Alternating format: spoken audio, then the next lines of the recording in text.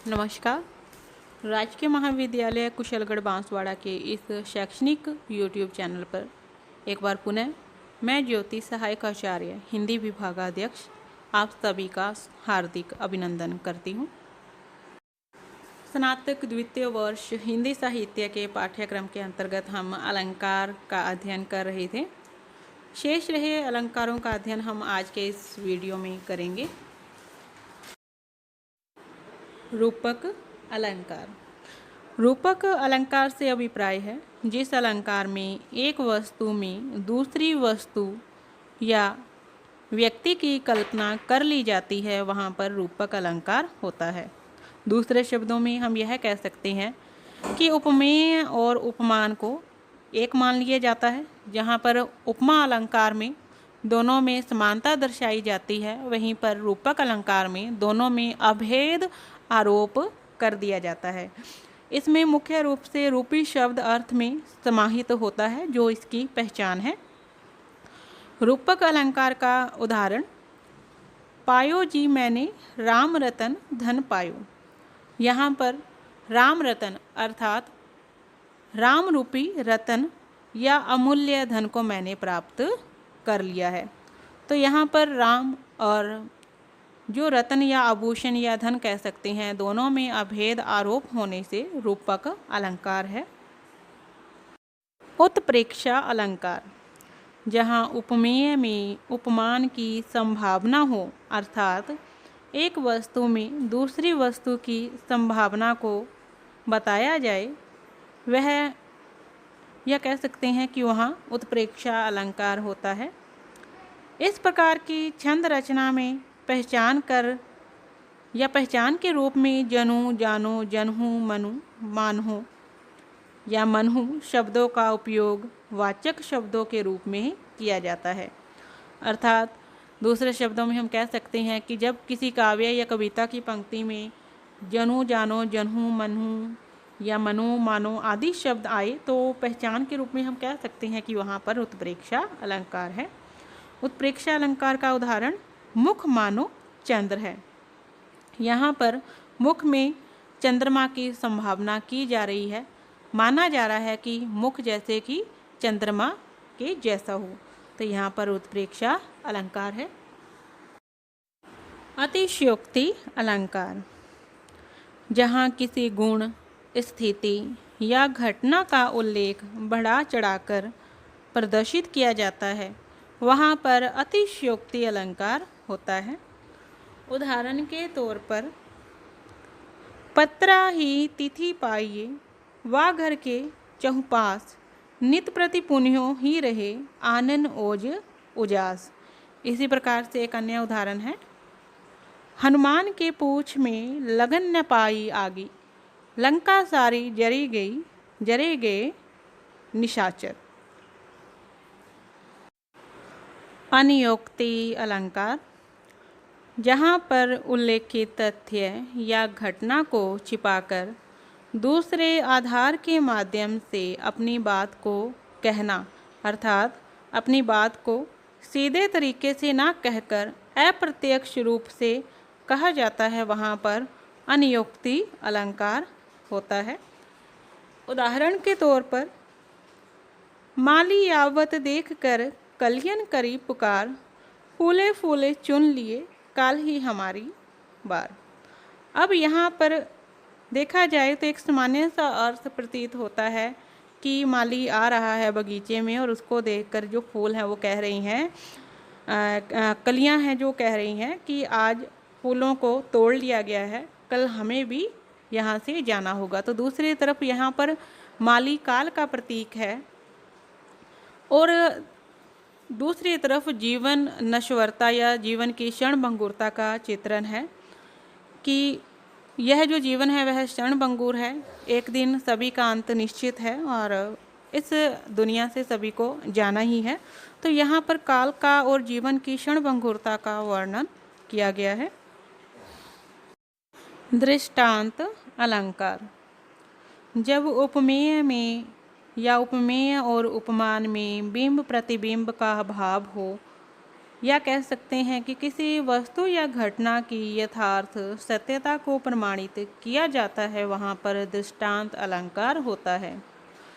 उपमेय और उपमान में बिंब प्रतिबिंब का भाव बताने के लिए मिलती जुलती जो घटना होती है उसका उल्लेख किया जाता है। जैसे कि उदाहरण के तौर पर, करत करत अभ्यास ते जड़मति होत सुजान, रसरी आवत जावत ते सिल पर पड़त निशान।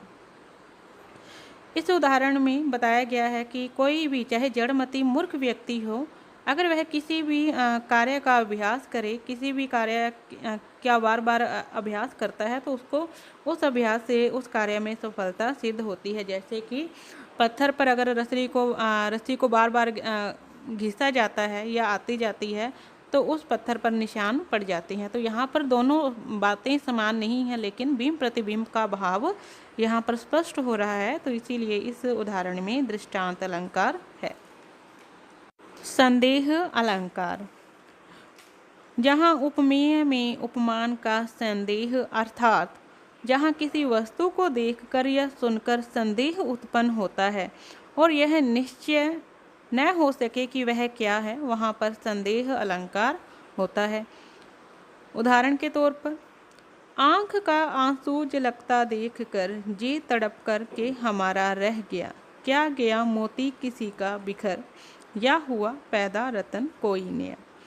इसी प्रकार से जैसे कि रात का अंधेरा हो और हमारे पैरों में कोई सर्पनुमा कोई रस्सी अगर पैरों में आकर लगे या पैर हमारा उलझ जाए, तो हमें इस बात का अंधेरे में निश्चय नहीं हो पाता कि वह रस्सी है या सांप है। तो यहाँ पर यह अनिश्चय का भाव ही संदेह है, और काव्य या कविता में इसी संदेह को या अनिश्चय के भाव को संदेह अलंकार के नाम से जाना जाता है।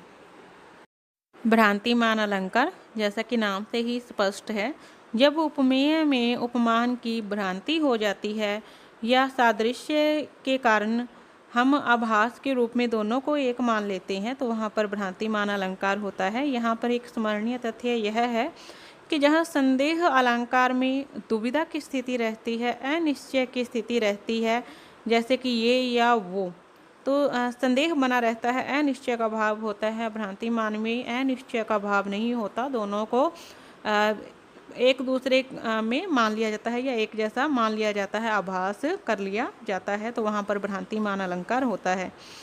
उदाहरण के तौर पर, बादल से काले काले केशों को देख निराले, नाचा करते हैं हरदम मोर मतवाले।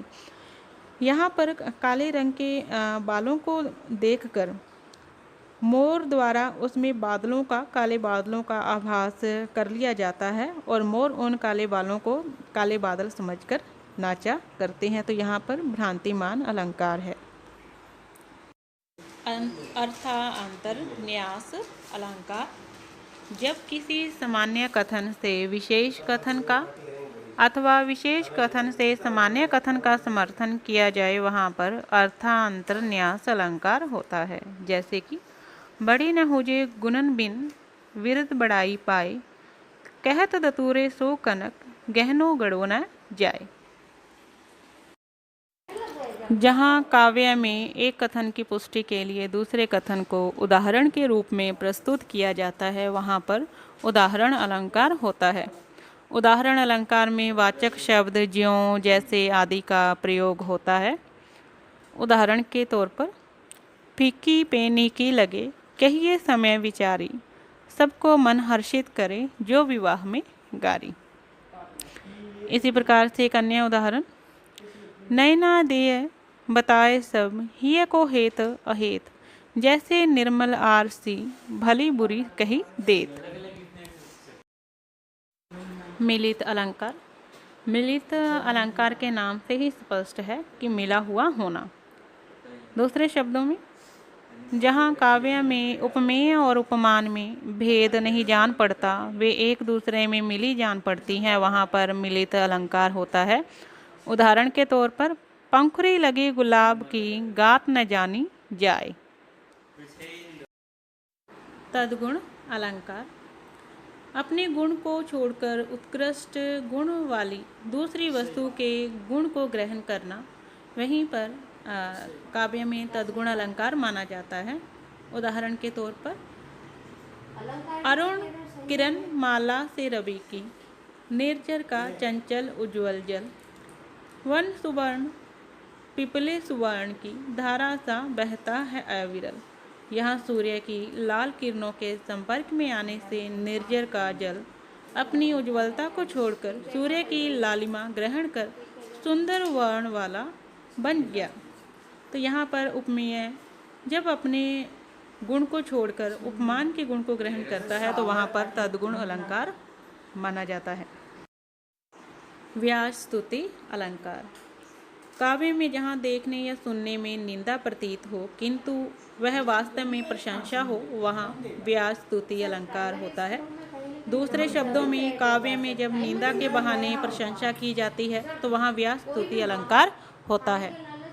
व्यास स्तुति अलंकार का उदाहरण, जमुना तुम अविवेकनी कौन लियो वह ढंग, पापिन सो जिन बंधु को मान करावती। देखने में इन पंक्तियों में जमुना के एक बुरे पक्ष का ऐसा लगता है कि वर्णन हो रहा है, परंतु यहाँ पर जमुना की बुराई न होकर प्रशंसा हो रही है। जमुना के उद्धारकर्ता रूप की प्रशंसा की जा रही है। तो यहाँ पर व्यास स्तुति अलंकार हुआ।